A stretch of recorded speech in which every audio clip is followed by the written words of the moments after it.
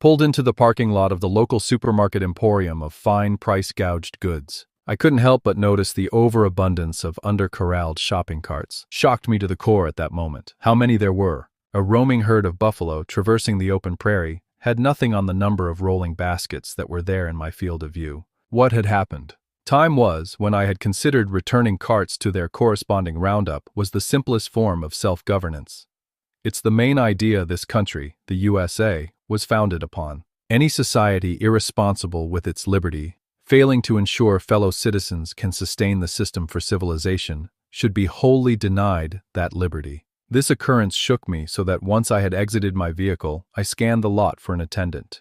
Someone who was taking the upper hand to right the wrong and wrangle the baskets to restore order. As a brisk cold breeze enveloped my visage, as it would in some vast Siberian wasteland, came the realization that no help was pending. I was on my own. I took matters into my own hands, started at the far end of the lot. A lonely cart was standing like a grazing wildebeest on the Serengeti. That was my target. Walking over to where it stood, something in my mind told me that this quest would turn out to be a waste of time. Hours it would take to complete what some of my irresponsible fellow countrymen had willingly forsaken. Then I realized my standards would only punish me. No effect would be suffered by the elementary scofflaws that had opened my eyes, raised my ire. That's when the infernal anarchist that lives within me made its way forward in my thoughts at that moment. For years, I've nursed this quixotic fantasy about gauging the aerodynamic potential of a discarded shopping cart. Chariots of consumerism that litter our landscapes like monuments to unchecked capitalism. It's a perfect metaphor for our throwaway society. Here was my shot at literal, interpretive art. Pure serendipity. I ran a visual assessment of my Launchpad like a lookout before a Black Friday stampede.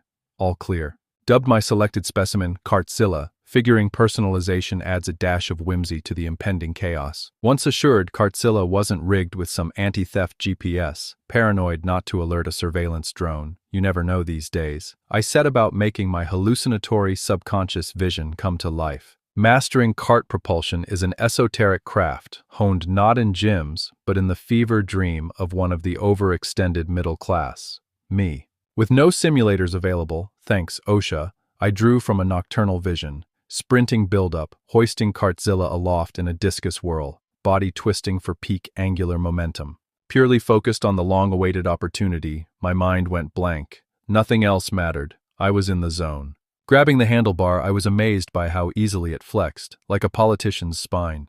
But hey, it turned out it juiced the trajectory. I executed a hammer throw worthy of the Highland Games. The mid-flight clatter from Cartzilla was operatic, a cacophony of rattling basket, spinning wheels, and mechanically not designed for this protest. Then, a miracle happened. It self-stabilized just shy of impact, bounced, then skidded to a halt upright. No damage to speak of, just a tidal wave of catharsis, purging the soul better than any overpriced therapy session. Clocked it at a respectable 30 yards thereabouts. Under what I had estimated, but in the arena of guerrilla performance art, that's a standing ovation. I will say this.